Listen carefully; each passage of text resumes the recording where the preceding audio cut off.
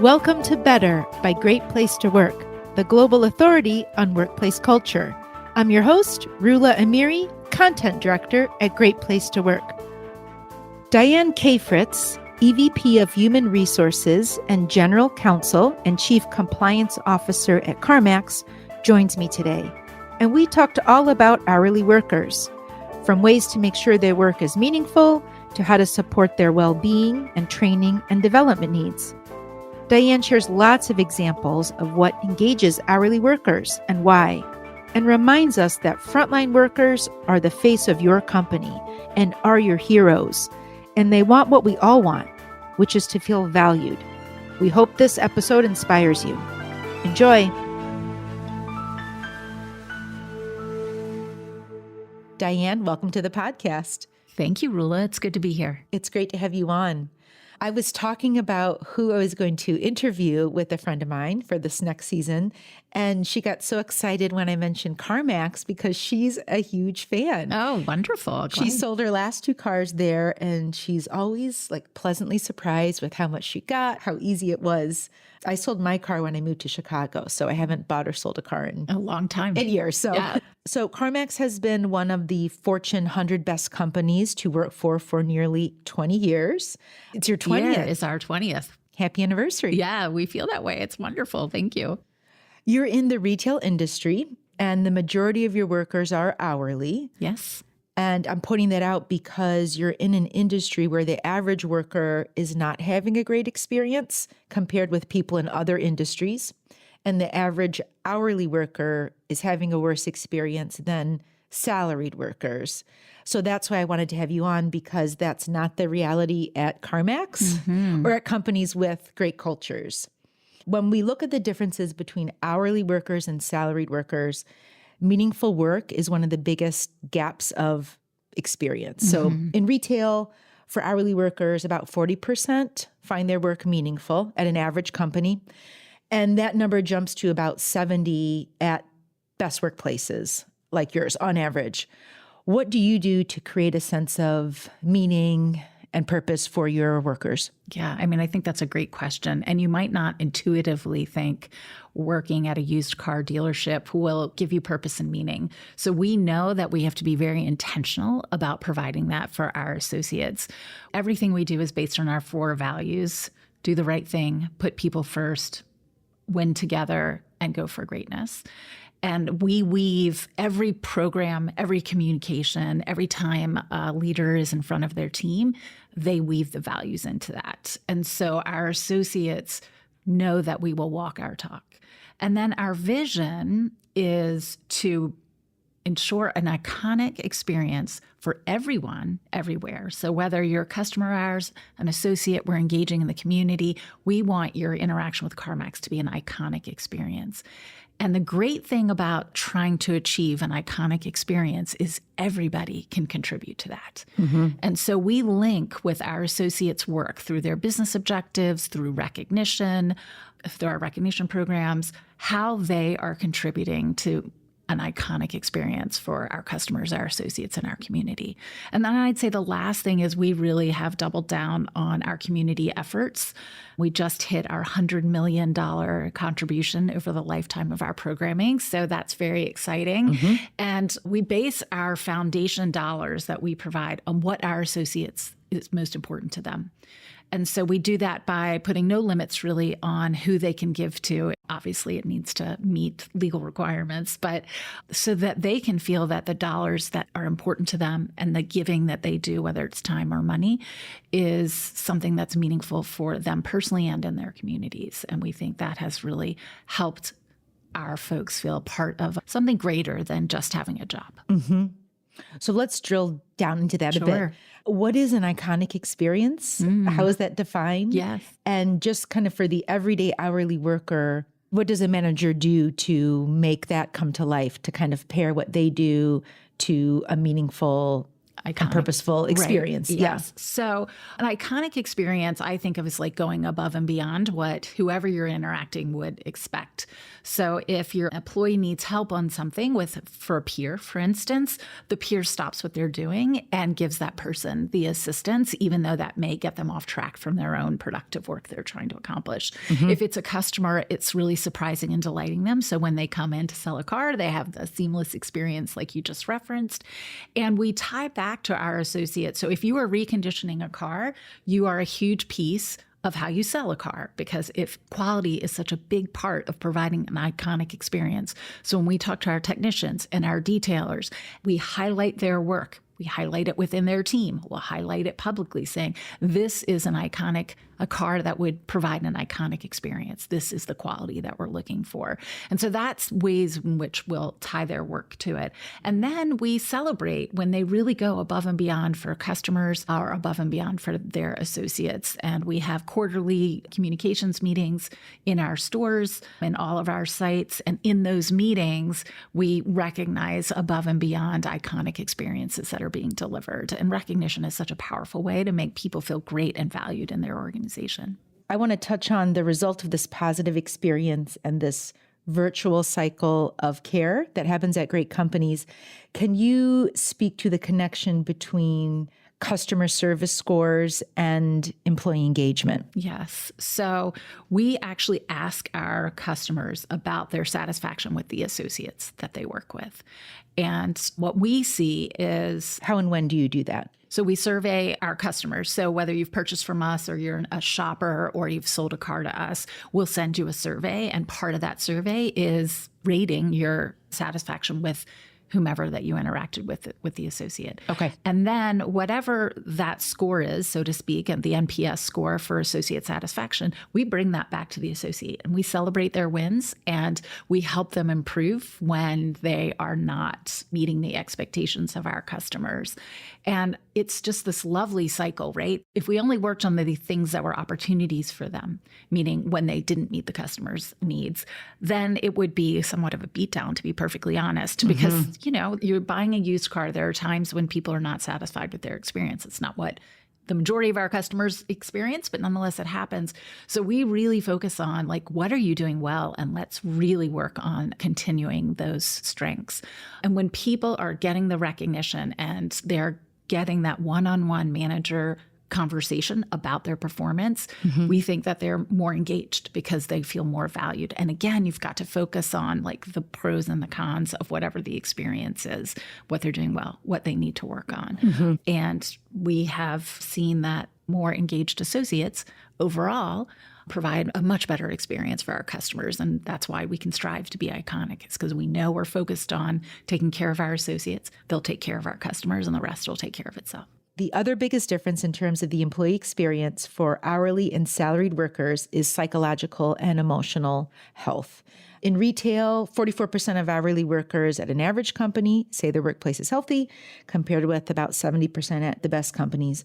What types of well-being practices have you developed for your hourly workers? Yeah, I think, this is so top of mind should be for every employer. It's been such a stressful, challenging environment, certainly during COVID and post-COVID. So we've really, really focused on this mental health well-being in addition to physical health. But we've really, if we had to prioritize our resources, we've been really focused there on mental health. One, we dedicate a whole month to mental health. And one of the things that we do is we take leaders who have struggled with alcoholism or depression or anxiety, and we have them tell their stories and we videotape that. These are leaders. These are vice presidents of the company. These are people that would otherwise you wouldn't necessarily assume had struggles like mental health struggles. And we showcase them in ways of which they are comfortable telling their story, and they talk about how they were supported by friends, family, the company, their colleagues. They talk about what they did to get help and how important that is, and that they should feel, and they felt that they could be comfortable talking to their managers about what they were going through. And that has been wildly successful and incredibly important. I often will get emails during the month about, oh my gosh, it was so great to hear about leader XYZ and what she went through or what he went through. So it's one of the things that we do during mental health awareness. We also provide all our associates and family members, and we've actually just started a program where they can provide this to other friends and family, access to an app called Headspace. And Headspace is very similar to Calm, but it is really focused on stress relief, sleep, mental health in general. And then also we provide virtual services for our associates for mental health services. And the biggest thing is, how do you educate, one, to hopefully get rid of the stigma around mental health, which is a very challenging thing for everyone. And then two, there's so many wonderful programs that we've made available, so many great benefits, but people don't know when and how to take advantage of them. So we really leverage the manager to associate. We provide the managers with the information and the associates, but we really ask them during the Mental Health Awareness Month to really focus on what's available to them. And then when things happen, for instance, our associate experience team is piloting a program called Empathy. Empathy is a virtual-based app which essentially helps you go through grief. And the practical sides of grief, meaning if somebody has a will or they don't have a will, what do you need to do about life insurance if they had life insurance or they don't? The sort of these practical things that when you are in such grief is incredibly challenging to overcome or to even figure out. And then also the sort of the health and wellness side of grief.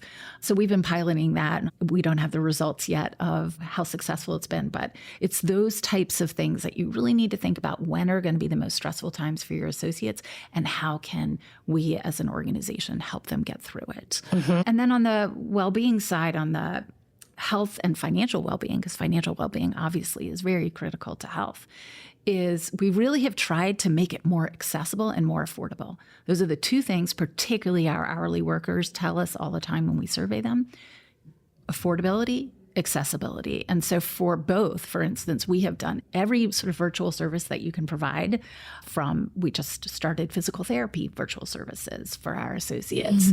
We have your primary care can be virtual, because there are many. We are in small and large markets, and some of the small markets, there is no access to even basic primary care. So while virtual is not good for everything, for health decisions, there's so much that can be done, and it is affordable and accessible, and we do as much as possible to make that free to our associates. So you mentioned Headspace, Empathy. Yes. The app, and then now just, physical health, virtual care. How did you know your people needed that? Yes. Why did you do that? Yes. Why did you choose that? Yep. So it started during COVID, obviously, maybe not obviously, but it started during COVID because we had to furlough 75% of our workforce. And at that time, we knew this was going to be, and we didn't know when we'd be able to bring them back. And the reason being is because auto retailers were shut down. So we weren't considered essential. There was no work for our associates to do. So one, we provided them, made sure they, and paid for their health care during this time. And two, we really focused on helping to help support them. And we required our managers to check in with each associate every week on how they were doing and what did they need. And what we heard from that was around mental health significantly. We also do a benefit survey every other year. And in that benefit survey, we learned that mental health was a high priority for our associates. And so we took our dollars and invested there. And also, I know there are a lot of listeners probably that don't have the wherewithal that a CarMax does, right? It doesn't need to be money necessarily. It is like somebody's had a loss in their life. How do your managers and colleagues support them? What are the things that we are going to consistently deliver if somebody has a loss in their life? Or if some other disappointment, or if we know they're struggling, what are the things that we're going to do? Let's agree on them. Let's activate them and make sure that we follow through. And those don't cost anything.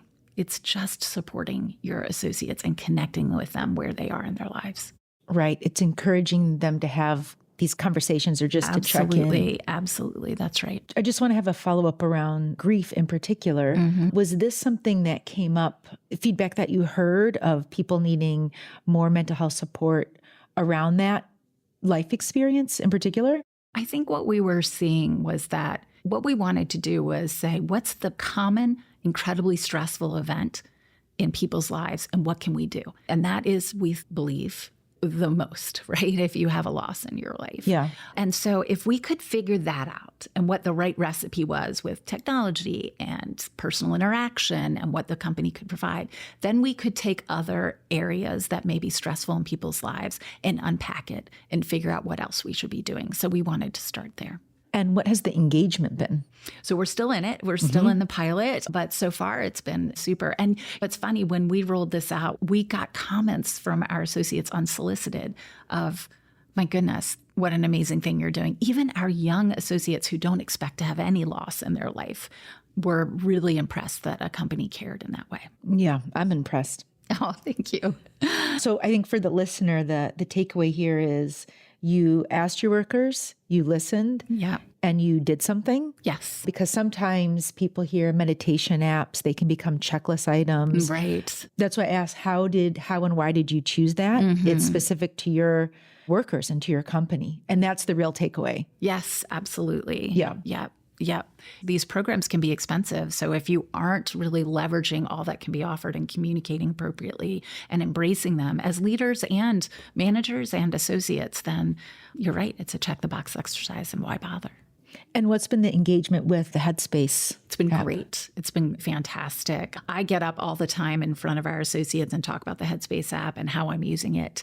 We also have an app with our medical plan that you can, it's called the Engage app. And essentially you engage with the app about all healthy lifestyle things. So I get up in front of our associates and share about that, of how I'm tracking my sleep or how I am tracking my exercise and how I've changed my eating habits and things like that. So I hear it when I go out into our field, our leaders talking about it too. And the more we talk about it, the more people leverage it and use it. You're modeling the behavior. That's that exactly it's okay right. You need it as part of being successful. It's part of it's part of life. It's part of life. It's life.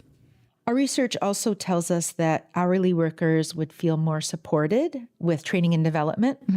Can you share some ways you're investing in them? And that can include mentorship programs as well. What are you doing and what would you recommend for others? Yes. So one of the things that we do that's really core to our training and development is around individual development plans. Everybody at every level of the company has an individual development plan. And it is the walk the talk. It's one of the best examples, and it takes away the stigma of an individual development plan. I know other companies use that as this is how to get you back on track if you've sort of fallen off of your performance. Right. For us, it's for our most successful and our least successful. Everybody has an IDP. So that's one of the core things that we do. The other thing is what we've done is we have, and this is the beauty of technology, right, is we are offering bite-sized learnings for anybody to take advantage of depending on what they want to develop and what they want to work on. And we recommend that the managers have a conversation with their associates, and then we give them a library of, okay, you need to work on communication or you need to work on influencing. Here's the library of these bite-sized learnings that you can do. And the way it works when it's working incredibly well is the manager takes it too. So I have someone on my team who has a brand new manager and has never managed people. And she comes into the company, she's brand new to the company and never managed people, and she's managing a team. And her manager is listening to these manager one-on-one courses so that they can have a really good, rich discussion, and also that they can actually do them, right? So they can practice what they're learning. So that's the intent of these bite-sized learnings. And we talk about opportunity within the organization, because I think sometimes people only see the line above them and they have trouble seeing the lattice around them of the opportunities. And so we talk about that, and we also provide tools like career pathing tools. So you know that if you start as a sales consultant, what could your path look like? If you start as a fleet driver for us, what could your path look like? To management, or even within the hourly ranks, what could your path look like? And what do you need to do to get there?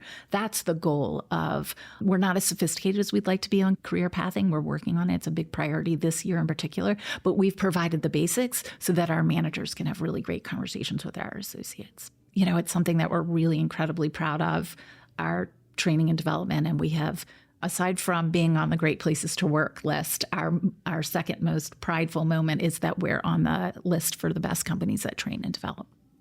Bite-sized learnings. Define Yes. that. So a bite-sized learning is, people don't have attention spans anymore, sadly. I don't either. Me included. Right, me included. And so what we're trying to get is like the 10 minutes or less learning, where it's often a video and then there's scenarios around it. And then the person who's taking it contemplates what the scenarios mean and how they would answer the questions related to the scenario. And then they're supposed to practice after they go through that. Okay. So a 10-minute or less video. Right. And some of them are a little longer, but the intent is not to be sitting in a classroom. Our hourly workers are incredibly busy. Right. And for them to be able to find time for development, we have to make that time for them. And if it were classrooms where we had to fly them places, it's just not practical. And so to get them to be able to watch something that's entertaining, educational, and easy to digest, and then work with their managers on practicing it, we think is the best way to, at least now, to be training and developing our associates. There's so much in that space that we can continue to think about, but that's been a key core to our training and development. And are they using it? Are they? So, we have like super users who are daily digesters. It's really awesome. And they've become our champions. And then there's some who are like, I love what I'm doing and I'm getting what I need for my development from my one-on-one manager feedback. This isn't required, sometimes there are required learnings, but this is so that whatever you want to do for your career, however you want to either strengthen your strengths or work on your opportunities, we can provide for you. That's the goal here. And so if you're using it, one quarter because you're really thinking hard about something related to your career, but you don't use it for the rest of the year, that's great. It's intended to be available versus pushing training to them. Right. Yeah. It sends a message to workers that you care, and particularly hourly workers, that we want to invest and develop you. Right. Absolutely.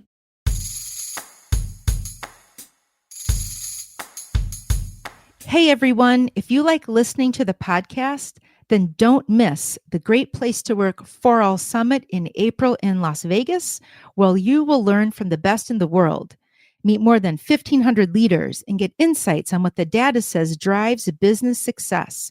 And that's people and culture. I promise you'll leave inspired and ready to transform your workplace. Register today. Use the code BETTER to save $200 off registration. Link and code are in the episode bio. Don't miss out, and I'll see you there.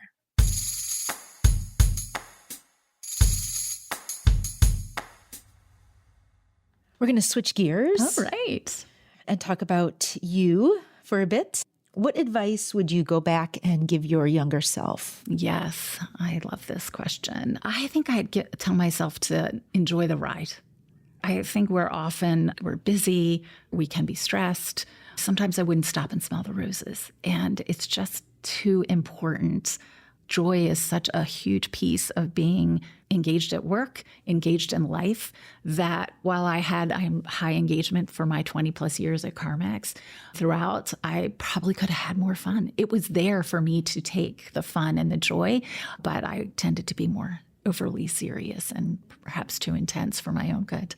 So that's one piece of advice that I'd give myself. It's just so important to enjoy the journey, and that it isn't always about the destination. What's the next role? What's the next opportunity? What's the next challenge? It's about what you're doing in the moment and how you're doing it. The second thing I would recommend is be a lifetime learner. The role that I have now, I had no functional expertise when I was put in that role.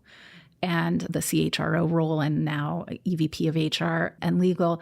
And I didn't have any functional expertise on the HR side. And so I had to learn all of it. And what I realized about myself was I am at my best when I'm learning. And I think that's true for the vast majority of people. And so that would be my two pieces of advice. Have some fun and make sure you keep learning. Speaking of learning, Yes. Is there a book or podcast you'd recommend to your peers? Sure. I think particularly on this topic, on honoring your hourly workers and ensuring an engaged workforce, I think Founder's Mentality is an excellent, excellent book. And what it basically focuses on, relevant to this topic you and I have been talking about, is your frontline associates are your heroes. They are how you generate revenue. They are the face of your company. And are you asking yourself every day as a leader, are you treating them that way? Do they feel like a hero? And the founder's mentality really gives very practical advice on how to do that for leaders. And it also is just a good perspective to remember as we think about programs, as we think about changes in the organization, as we think about all pieces of the associate experience. They are our heroes. And the founder's mentality is an excellent book. That's a great recommendation and a reminder that even when we say hourly workers or salaried workers, they're people. That's right. Absolutely. And they want what we all want, is to feel valued. And that's really what a founder does, is to make everyone feel like they're part of the mission, like we talked about in the beginning. Yep. And that they're contributing to something bigger than themselves. Yeah. That's what everyone wants out of work. Absolutely. Any demographic, any industry, any person. Yes. Exactly. Absolutely. I know. No That's different. what the studies show. Yes. That's certainly what our data proves to be true as well. Yes. Can you share a challenge you faced in the last year and what you learned about yourself? This can be personally or professionally. Yes. Oh my goodness. So I'm of the generation, I don't know what they call us, but where I'm at, maybe it's age more than generation, where I have raising children and I am taking care of elderly parents. Sandwich generation. Sandwich generation. Thank you. Yes, I am smack dab in the middle of that. And what I learned from this is I can't do it all as much as I want to. And so I've got to figure out time is so precious and it is a gift that we give to each other and ourselves, that I had to figure out. This was a very, very stressful year for me personally. And I had to figure out how much could I give to work so that my associates didn't suffer. And how much could I give to my family so they didn't suffer? And sometimes that balance changes in any given year. When everything's going really well, you can focus perhaps more on career and work and investing in associates. And when things are not going as well at home, I certainly said, how can I leverage my team better so I don't have to always be the face of whatever the work is, so that I could be there more for my family. It was definitely the first time in my life where I've had such personal adversity that I was going through at a time where I had a very demanding job, and how could I balance it? And I think the lesson I learned was everybody's doing this. This is not unique to me. Everybody has something going on outside of work, and we need to give them grace during those times. And we need to know that about them if they're willing to share, so that we can help be part of the solution and that we can be as incredibly supportive as possible. And I'm so lucky that my CEO certainly has been that for me this year in this challenged environment for me personally. There's all this goodness that came out of what I thought was probably one of the most difficult things in my life. And so from that challenge, the lesson I'll take from it, because I'm hoping next year will not be nearly as challenging, personally, is what I'll take from that is, as leaders, the gifts we can give to our people are giving them the runway and the empowerment and the space to be the best that they can be. And it was something I used to do, but I had to do it in this acute moment tenfold. And it was the right thing to do, even if I hadn't had these personal challenges. And so going forward, I'm looking forward to seeing how they soar in this sort of new relationship that we've forged this year.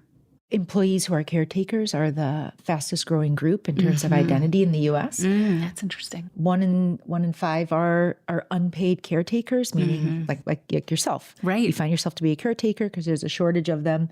And 1 in 3 have to leave their job to take care of family. In this space, you work at a great company, one of the best companies. So what I'm hearing is you do have the space to be vulnerable, to share this is what's going on, and you have leaders who are supporting you. You're able to scale back a little bit on some things that you're doing, or have others step up and lead when you don't have to. That's right. It's like being very choosy about when I have to be the leader, because you don't always have to be, even if I want to be, Right. So yes. And I would say one of the key things of why it works within our organization when people are going for caretakers is flexibility. Like hourly workers in particular, when we survey them, the top 2 things that are important to them are pay and flexibility. Our frontline associates love engaging with people. They wouldn't be working for us if they didn't. So their ask isn't to work at home or wherever they, want. Wherever they want. Their ask is, I want to get my child off the bus. Can I have my hours be adjusted so that I can get my child off the bus every day? They want to, hey, right now I need to go part-time. Can I go part-time? How many hours do I need to work in order to get my full benefits? Can I go to that level? They need to be able to switch shifts with people on a dime if they can, based on what's going on in their lives. That's what they need. And so as we think about, and we're, on a journey in this space on flexibility, I think all companies probably are, we really think differently about the teams, not just salaried versus hourly, but what do each individual population need in order to meet the interest and desire and sometimes a required flexibility that people need. Right, especially with caretaking. You have no choice. That's you have right. to pick up a child. You have to go to a doctor's appointment with a parent who need to be their advocate. Yes, and you've got to go, and you shouldn't choose between a job and family. That's right. It's a big balance because we have to run a business and it's customer facing. And so we need our associates to be available for our customers. But on the other hand, we need to give our caretakers space when we can. Yeah. Give them space to take care of themselves and their family members. But I think this is a societal issue that we need to think very globally about. As a country, employers can only do so much, and we should do as much as we possibly can. But it is definitely a major issue. It is. And I'm feeling it acutely. And it's great when you can feel something acutely because you can figure out what you can do for our 30,000 associates who might be experiencing it too. Right, because I'm going to learn from it. Right. And they are as well. And they are as well. They're going That's through right. it as well. That's just the numbers, the statistics say that you're definitely not alone. No. Unfortunately. No. But that is my challenge for the year. And maybe for many years to come as my parents age. Right. Though the children hopefully won't be as challenging. Let's hope. Children, hopefully they're listening. I know. I doubt it. So you can talk about them all we want. Right. I doubt it. Yeah. Diane, thank you for joining. Thanks for the conversation, for all your tips and insights. It's been great. Yeah, you too, Rilla. It was really nice meeting you. I enjoyed it very much. Thank you. It's been an honor. Thanks for listening. If you enjoyed today's podcast, please leave a 5-star rating, write a review, and subscribe so you don't miss an episode. You can stream this and previous episodes wherever podcasts are available.